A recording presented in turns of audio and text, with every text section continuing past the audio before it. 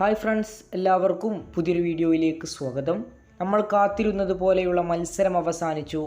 അൽ ഹിലാലിനോട് Inter Miami പരാജയപ്പെട്ടു. ഇനി കളിനെക്കുറിച്ച് പറയുന്നതിന് മുമ്പ് ചെറിയ കാര്യങ്ങൾ പറയാണ്.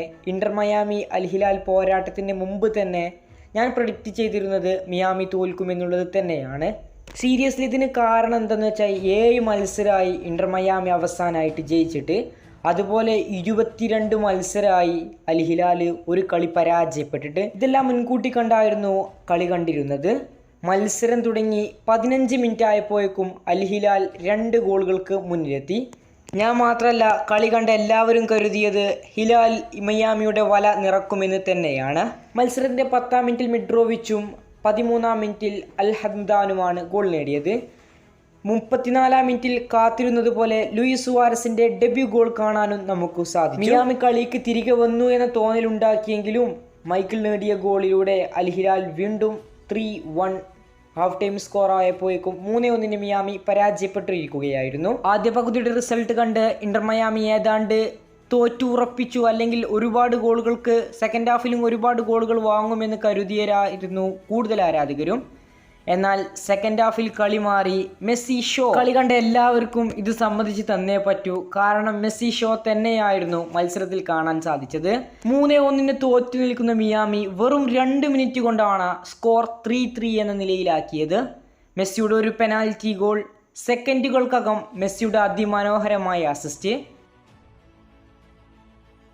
മെസ്സിയുടെ അസിസ്റ്റിലേറെ കിടിലൻ കൊള്ളിച്ച റൂയിസിന്റെ മനോഹര ഗോൾ. മത്സരം 55 മിനിറ്റ് ആയപ്പോഴേക്കും 3-3. Pure quality football. ലിയണൽ മെസ്സിയുടെ കാലുകളിൽ ഭദ്രമാണെന്ന് വീണ്ടും തെളിയിച്ച മറ്റൊരു പോരാട്ടം. മത്സരത്തിലുടനീളം മെസ്സിയിൽ നിന്ന് ഒരുപാട് അറ്റംപ്റ്റുകൾ കണ്ടു, പക്ഷെ കൂടുതലും ഓഫ് സൈഡിൽ കലാശിച്ചു. പല സുവർണ അവസരങ്ങളും സഹതാരങ്ങൾ നഷ്ടപ്പെടുത്തി. സ്കോർ 3-3. സമനിലയിൽ മത്സരം കലാശിക്കുമെന്ന് കരുതിയിരിക്കെയാണ് മത്സരത്തിന്റെ അവസാന നിമിഷത്തിൽ മെസ്സിയെ കോച്ച് സബ്സ്റ്റിറ്റ്യൂട്ട് ചെയ്യുന്നത്. മെസ്സി കയറി വെറും 1 മിനിറ്റ് ആയപ്പോഴേക്കും മൽക്കം വീണ്ടും ഹിലാലിനെ മുന്നിലെത്തിച്ചു. സ്കോർ 4-3. ഈ ഒരു സ്കോറിൽ അൽ ഹിലാൽ വിജയിക്കുകയും ചെയ്തു. പിന്നെ ഗാലറിയിലുണ്ടായ അൽ ഹിലാൽ ഫാൻസിന്റെ കാര്യം പറയുകയാണെങ്കിൽ കടുത്ത സപ്പോർട്ടാണ് അൽ ഹിലാൽ ടീമിന് മത്സരത്തിലുടനീളം ലഭിച്ചത്. മെസ്സിക്കും കൂട്ടർക്കും വമ്പൻ സ്വീകരണമാണ് സ്റ്റേഡിയത്തിലുടനീളം നടന്നത്. ഇനി മത്സരത്തിൽ എൻ്റെ ഒപ്പീനിയൻ പറയുകയാണെങ്കിൽ മിയാമിയേക്കാൾ പാസിൻ്റെ കാര്യമാണെങ്കിലും ഷോട്ടിൻ്റെ കാര്യമാണെങ്കിലും മുൻതൂക്കം അൽ ഹിലാലിന് തന്നെയായിരുന്നു. പക്ഷേ ഞാൻ പ്രെഡിക്റ്റ് ചെയ്തതുപോലെ മികച്ചൊരു വിജയം നേടാൻ ഹിലാലിന് സാധിച്ചില്ല.